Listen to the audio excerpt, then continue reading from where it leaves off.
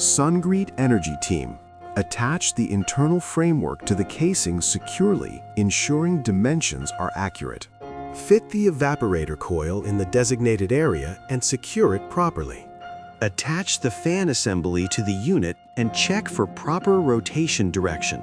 Connect all electrical components, compressor, fan, control board, as per wiring diagrams.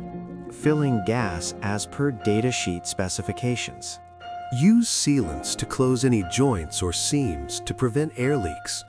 Run the unit for performance evaluation, cooling, heating, and energy efficiency.